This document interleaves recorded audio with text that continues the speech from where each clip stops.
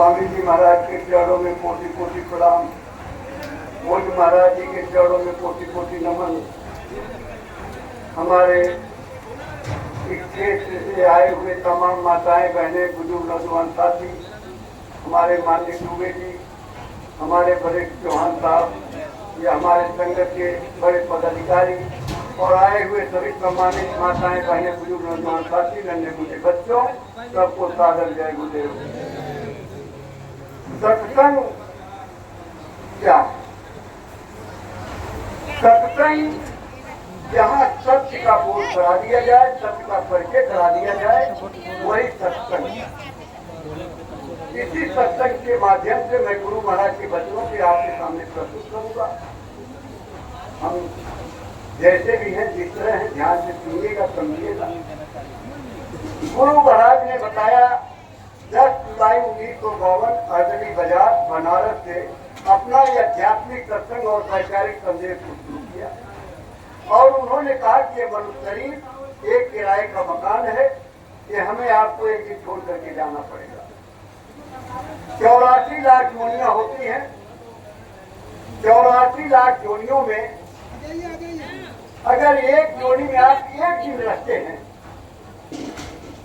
बात को समझ रहे, एक योनि में एक दिन रहते हैं, एक दिन मतलब एक दिन तो रहते नहीं हो। अरे 100 बरस की जीता आदमी 100 बरस जीता है, 20-20 बरस में रहते हैं, 10 दिन में मर जाते हैं, 2 दिन मर जाते हैं। लेकिन मैंने सिर्फ एक दिन की बात की है। एक दिन अगर आप जीवात्मा एक जोड़ी में रहती है, मान लो कीड़े बन गए, एक ही दिन मर गए, मच्छर बन गए, एक ही दिन मर गए, पशु बन गए, एक ही दिन मर गए, सांप बिच्छी बन गए, एक ही दिन मर गए, जानवर बन गए, एक ही दिन मर गए, तो भी 84 लाख दिन लगेगा। 84 लाख दिन के बाद तब कहीं जा करके ये मनुष्य शरीर मिलता है। बाबा जय गुरुदेव जी महाराज ने कहा, बच्चा करोड़ों बरस लगते, करोड़ों बरस। जन्मत मरत दुसह सुख होई। ये जन्म मरण की जो पीड़ा, जो तकलीफ है, जो कष्ट है, इतना ज्यादा है, इसका वर्णन नहीं किया जाता। महात्माओं ने कहा कि इसका वर्णन नहीं होता। सहजो बाई ने लिखा कि बिच्छू मारे डंक 1000 बिच्छू एक बार में शरीर में मार दे, जितनी दर्द और पीड़ा होती है उससे लाखों गुना ज्यादा पीड़ा बच्चा को पैदा होने में होती है। और जब आदमी ये शरीर छोड़ करके जाने लगता है तो उससे कहीं ज्यादा इस शरीर से जीवात्मा को तकलीफ और पीड़ा होती है। जीवात्मा अमर है, अजर है, वो मरती नहीं है, कटती नहीं है, जलती नहीं है, लेकिन वो कर्मों से भोग भोगती है, अपने कर्मानुसार उसे भोग मिलता है। आपकी अच्छी वाणी, आपके अच्छे विचार, आपके अच्छे बोल, आपके अच्छे कर्म, यही सब लेखा जोखा लगा करके आपका जन्म मिलता है। आप करो या धनी बन गया, कोई बड़े घराने पैदा हो गया, कोई प्रधानमंत्री राष्ट्रपति बन गया, कोई MP MLA बन गया, कोई काउंसलर बन गया, कोई भीख मांग रहा, तो सभी आदमी जो है सभी पैदा हुए हैं। लेकिन हमारे कर्मों का लेखा जोखा जो तैयार होता है, क्योंकि काल भगवान ने जब ये मनुष्य शरीर दिया, माँ के गर्भ में बच्चा उल्टा लगता, ऐसी कोठरी में, गर्भ में, तो उस समय ये जीवात्मा का आंख और नाक, जैसे आपकी ये 2 आंख है, ये 2 नाक है और 2 कान है, इसी तरह से आपकी जीवात्मा दोनों आंखों के मध्य में बैठी हुई है। इसके भी 1 आंख है, 1 कान है और 1 नाक है। लेकिन हमारे कर्मानुसार, हमारे अच्छे बुरे कर्मों का इससे प्रभाव पड़ते पड़ते पड़ते पड़ते इससे ऐसा पर्दा पड़ गया है, न तो दिखाई देता है और न सुनाई देता है। लेकिन जब बच्चा माँ के गर्भ में रहता है तो उसे दिखाई भी देता है और सुनाई भी देता है, बराबर देख रहा है। 5 महीने के लगभग जब बच्चा खाता है तो मासिक धर्म बंद हो जाता है, उसी खून का लोथड़ा बनता है। लोथड़ा बन करके 5 महीने के लगभग वो तैयार हो जाता है, तब एक जीवात्मा को प्रवेश कराया जाता है। एक जीवात्मा को प्रवेश कराते हैं, तब ये होता है कि बच्चा हिल रहा है, टूट रहा है, इस तरह की प्रक्रिया शुरू होती है। तो वो भगवान से ये प्रार्थना करता है, इस देश के मालिक से प्रार्थना करता है कि अब की बार चल करके भजन करूंगा, क्योंकि ये भजन ही एक माध्यम है जिसको करके जीवात्मा अपने घर जा सकती है और कोई रास्ता नहीं है। ये नहीं है चले गए पटेल नगर से पंजाबी बाग से चले जाओ तब भी जनकपुरी पहुंच जाओगे, अरे इधर चले जाओ दसघरा और क्या है, इधर चले गए तो भी चले जाओगे तो भी जनकपुरी पहुंच जाओगे, कहीं भी घूम के चले जाइए पहुंच जाए। लेकिन जीवात्मा परमात्मा क्या एक ही रास्ता है, दूसरा रास्ता नहीं है। वो दोनों आंखों के पीछे से उसका रास्ता जाता है। संत की डोर पकड़ करके जीवात्मा आती है और सब की डोर ही पकड़ के जाएगी। लेकिन वो बच्चा जब माँ के घर में प्रार्थना करता है कि अब की भजन करो, लेकिन जैसे ही वो बच्चा बाहर आता है तो रोशनी भी बंद हो जाती है, आवाज भी बंद हो जाती है। हमारे देश में कितनी भाषाएं, हमारे जिले में भाषाएं बदल जाती हैं, तमाम जिलों की भाषा, किसी स्टेट में चले जाइए जिले की भाषा अलग अलग हो जाती है। लेकिन अगर बच्चा एक ही अस्पताल में सभी स्टेट के औरतें हो भर्ती और सबके बच्चा पैदा हो, चाहे पंजाबी हो, बंगाली हो, मराठी हो, अंग्रेज हो, उर्दू हो, किसी भी प्रकार की औरत बच्चा जन्मती है, तो क्या वो बच्चा अंग्रेजी में रोता है? नहीं। उर्दू में रोता है? नहीं। पंजाबी में रोता है? नहीं। एक ही बात कहता है कि कहा कहा कहा, यानी कहाँ आ गए। तो अब तो बिजली का जमाना है, रोशनी रहती है, बल्ब जला दिया, बच्चा देख रहा है, थोड़ी देर तो देखता है, सोचता है यही प्रकाश है, लेकिन वो फिर जो रोने लगता है कि वो प्रकाश, अरे आपकी जीवात्मा का प्रकाश 16 सूर्य के प्रकाश के बराबर है। एक सूर्य का प्रकाश आप गर्मी में जून मई में उसके सामने बैठ नहीं पाते हो, लेकिन आपकी जीवात्मा का 16 सूर्य का प्रकाश विद्यमान है। अगर आपको इसका परीक्षण करना है, आपके घर में कोई 6 महीने 8 महीने बच्चा हो, 7 महीने का, उसके सामने 1000 वाट की हाइड्रोजन बल्ब जला दीजिए, वो बच्चा एक तक देखता रहेगा। हमारे आपके सामने अगर टार्च, ये सेल वाली टार्च जला दें तो भी हमारी आंख बंद खुलेगी, बंद होगी, लेकिन वो बच्चा एक तक देखता रहेगा। इससे एक प्रमाण मिलता है वो इतना प्रकाश वो देखता, फिर रोने लगा। पहले गांव में क्या होता था, जंजीरें होती थी, दरवाजे को बजाते थे तो बच्चा सोने लगता, फिर रोने लगता। अब हम लोग खुशियां मनाते थे, बेटा हुआ बेटी हुई, हमें खुद ही नहीं मालूम कि परमात्मा क्या होता है, उनको मिलने का रास्ता क्या होता है, संत क्या होते हैं। तो जैसे कि अब बच्चा धीरे धीरे बड़ा होने लगा, अब हम बच्चे को पढ़ाने लगे, बोलो बोलो बेटा, बोलो बेटा, मम्मी बोलो, मम्मी बोलो, मम्मी बोलो, पापा बोलो, पापा बोलो। अरे तो तोता पाल लेते हो, जब तोता को पढ़ाते हो तो तोता भी कोई नमस्ते जी, बैठो जी, बैठो जी, प्रणाम जी बोलता ही नहीं बोलता, ये तो मनुष्य है। अब उस बच्चे को धीरे धीरे धीरे धीरे इस संसार की चीज में उलझाने लगे हम, और उसको मम्मी पापा के चक्कर में, और बेचारा धीरे धीरे उसको पीछे वाला छूट गया, डोर छूट गई और नई डोर पकड़ लिया। ये नकली माता पिता जो संसार में, और नकली घर, नकली परिवार, नकली संसार, जिसको अपना कहते हो कि मेरा है, तो आपका कुछ नहीं।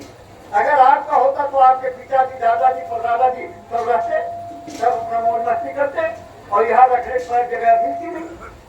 लेकिन ये उनका नहीं था तो आपका भी नहीं है, ये पक्का कुछ। जो भी धन दौलत आपने कमाया है, बनाया है, घर दुकान मकान, ये सब यही रह जाएगा, आपका कुछ नहीं है। बाबा जय गुरुदेव जी महाराज ने कहा ये संसार की वस्तु है। अब संसार की वस्तु को कमाने में आपने जीवन बिता दिया, लेकिन जो परमात्मा के लिए करना था तो आपने किए।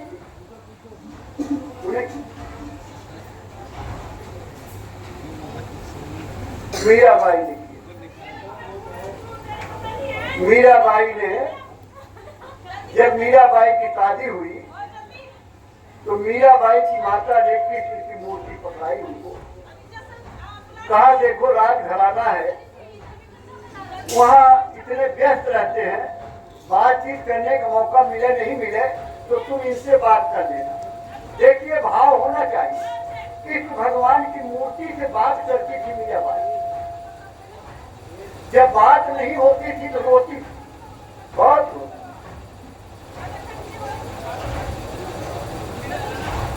कहते हैं उनके आंचल भीग जाते थे, इतना रोती। बिना रोए प्रीतम नहीं मिलता। परमात्मा बिना आंसू गिराए नहीं मिलता। रो उसके लिए, तड़पो तब मिलता। लेकिन मिलाने वाला भी चाहिए। मैं आपके यहाँ आया हूँ, आप में बहुत लोग हैं जो मुझे नहीं जानते। हमारे संगत के लोग बैठे हुए हैं, ये भी सिर्फ मुझे जानते हैं कि मैं फला हूँ। कुछ लोग ऐसे भी हैं जो मेरा जिला भी जानते हैं, लेकिन मैं किसका बेटा हूँ, मेरा गांव कौन सा है, ये शायद नहीं जानते। अब मेरे गांव का कोई आदमी हो आकर के बताए कि फलाने के लड़के है, फलाना नाम है, फलाना गांव है, तो मेरा परिचय हो जाएगा। इसी तरह से जब राम से, कृष्ण से या देवी देवता से, स्वर्ग वैकुंठ से अगर आपको जानकारी चाहिए तो जानने वाला चाहिए। वही जानने वाला सदगुरु होता है जो रोज आता जाता है, वो आपको रास्ता बता सकता है, वो मिला सकता है और कोई मिला नहीं सकता। अब मीराबाई लिखती थी, बसो मेरे नैनन में नंद लाल, कावल सूरती मोहनी मूरती और नैना बने विशाल, बसो मेरे नैनन में नंद लाल। मीराबाई नाचती थी। अरे पहले कोई बहने माताएं नहीं नाचती थी, और अगर आज बेटवा की शादी नहीं नाचे तो बोले बेटी हो गई। बताओ, पोता की शादी है, नहीं नाचू 80 साल की बुढ़िया माता तो नाचना जरूर है। हमारी बहुएं बोले भैया की शादी नहीं नाचे तो क्या नाचे। लेकिन तब नहीं नाचती थी, तब लौंडे लड़के लोग साड़ी पहन के नाचा करते, नाच होती थी, नौटंकी नाच होती थी, उसमें नाचा करते थे। लेकिन आज हमारी सब बहने माताएं नाचती। अरे द्रौपदी नाचने लगी तो भगवान मिल जाते क्या? बताओ तुम्हें। कथाकार हमारे कथा सुनाते हैं, हमारी बहनें उठ करके ठुमका लगाने लगी। लेकिन उस समय नहीं था। मीराबाई पद घुघुर बांध मीरा नाचती है। लोग कहे मिया हो गई बावरी, और सास कहे कुलनासी। बड़ी बेइज्जती की बात होती थी, सास कहे कुलनासी, पद घुघुर बांध मीरा नाचती। लेकिन मीराबाई को तो चैन ही नहीं पड़ता था। वो तो कृष्ण की याद में गाती थी, नाचती थी, रोती थी। तब कृष्ण दर्द बात करते, जो मुंह की बात करती थी। लेकिन कृष्ण ने इन्हें कहा कि चले जाओ बनारस। बड़े ध्यान से बात को सुन लो, आप लोग समझ लीजिए कि बोले बनारस। कृष्ण भगवान ने ये नहीं कहा मीराबाई तू मेरी भक्त है, बैठ मैं तुझे रास्ता देता हूँ, तू मेरे धाम चली जा। नहीं, उन्होंने कहा चली जा बनारस। बनारस में रैदास है, रैदास से रास्ता ले ले और भजन कर और अपने घर चली जा। अब यही समझने की बात है, आप सभी लोग ध्यान से समझ लीजिए। रैदास जाति के जवाब थे, जूता गांठा करते थे, बनारस में रहते थे। अब मीराबाई राजस्थान की थी। मीराबाई राजस्थान से गई बनारस। कबीर साहब से रैदास जी ने कहा कि मैं आपको गुरु बनाना चाहती हूँ, आपकी शिष्या बनना चाहती हूँ, जरा गंगा में स्नान करके आती हूँ। अच्छा, गंगा में स्नान करने तर जाता है आदमी? नहीं। कहे भाई आप मना करे, हो सकता कुछ लोग कहे हाँ तर जाते हैं, आप बीच में मना कर दिए। नहीं करते। कहने लगी गंगा में स्नान करके आती हूँ। रैदास ने कहा अरे तू मेरे पास आ गई है, फिर भी गंगा में स्नान करने की जरूरत है, बैठ गया। अरे गंगा में स्नान करने के लिए नहीं होता, गंगा में स्नान शरीर को शुद्ध के लिए होता। नहीं बदबू आने लगी, बड़ा गंदा आदमी होता। मैं अभी बताऊंगा, आदमी जैसा गंदा कोई है ही नहीं। बैठ, कठवत थी लकड़ी की। सूर्य जी जानते होंगे अपने जमाने में लकड़ी की, ये हारमोनियम और ये स्टील नहीं हुआ करता था। वो घर में आटा उटा गूंद लेते थे, रोटियां रखते थे, उससे हमने देखा हुआ है। हमारे यहाँ अर्जुन का मेला कार्तिक में लगता, अब यही लगेगा पूर्वासी से, तो वहाँ खूब बिकता था। तभी बिजली बिल के माना नहीं था, हम लोग मेला को देखने जाते तो कठोत आती थी, कठोत में चमड़ा भिगोया हुआ रहता उसने, उसी में से गंगा को प्रवाहित किया। मीराबाई को स्नान करा दिया, वहीं स्नान करा के नाम दान दे दिया।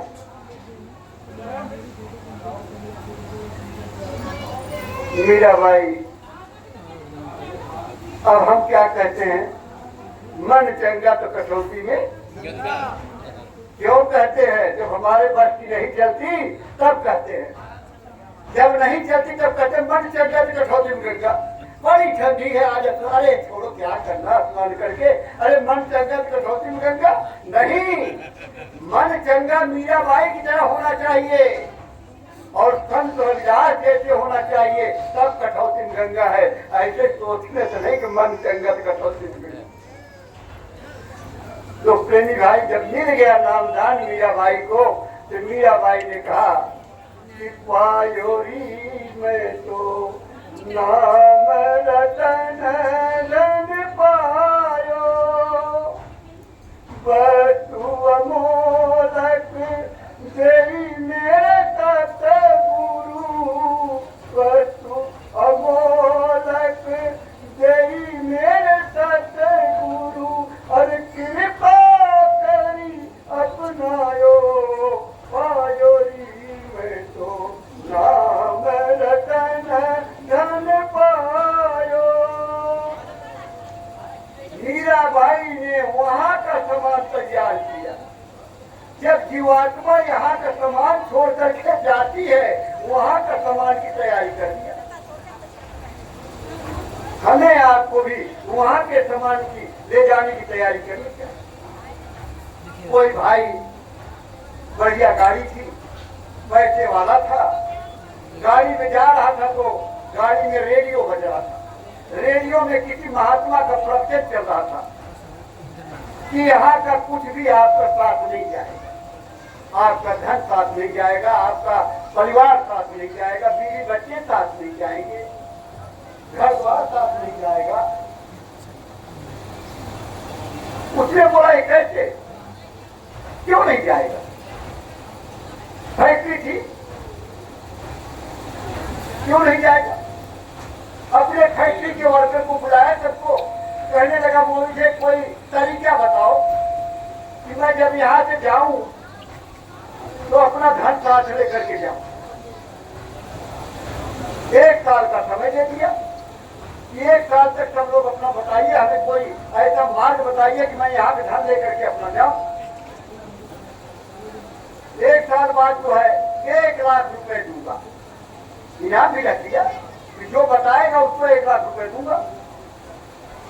वहां से 1 साल बाद लोग इकट्ठा हुए, बोले हाँ बताओ भाई कि किसी ने कोई रास्ते नहीं, कोई जानकार नहीं। एक आदमी खड़ा बोला कि मैं आपको रास्ता बता सकता हूँ।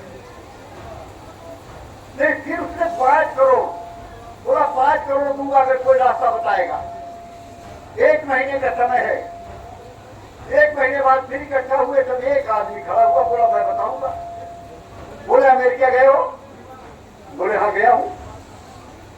बोले जब अमेरिका जा रहे तो क्या क्या किए? बोले टिकट लिया, अमेरिका के वीजा लिया, अमेरिका की करेंसी चेंज करवाई। बोले पाकिस्तान गए हो? बोले पाकिस्तान भी गया हूँ। वहां क्या किया? अरे बोले यही वहां भी किया। अरे भाई करेंसी चेंज कराई, वीजा बनवाया, टिकट खरीदा। अच्छा तो ऑस्ट्रेलिया गए हो? अरे बोले बार बार वही बात पूछते हो। अरे वहां भी गया हूँ। वहां कैसे गए? बोले ऐसे गया, करेंसी चेंज करा। बोले जैसे आपने अमेरिका ऑस्ट्रेलिया की करेंसी चेंज कराई है, इसी तरह से ऊपर जाने के लिए भी वहां की करेंसी चेंज करानी पड़ेगी। वो कौन कराएगा? सतगुरु कराएगा। जब सतगुरु वाली बैंक में जाओगे तो वहाँ करेंसी चेंज हो जाएगी, वहाँ का सामान आपके पास जब आ जाएगा जाने का, तो वहाँ कोई रोक टोक नहीं होगी, कोई वहाँ रोकने वाला नहीं होगा। एक खान के देश में 37 करोड़ देवता, 9 करोड़ देवी, 10 करोड़ शंभु और बैराट, ये सिर्फ आपकी देख रेख के लिए बने हैं। और हमारे आप में से भी जब अच्छे पुण्य का काम करेंगे तो देवता बन सकते हो, स्वर्ग जा सकते हो। वो स्वर्ग में बेचारे परमानेंट नहीं है।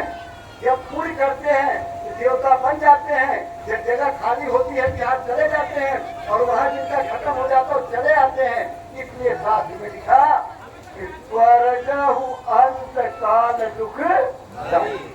क्यों भैया, स्वर्ग तो बहुत बढ़िया, सब कहते हैं स्वर्ग मिल जाए, लेकिन बाबा जी ने कहा कि बच्चा स्वर्ग लेके करोगे क्या?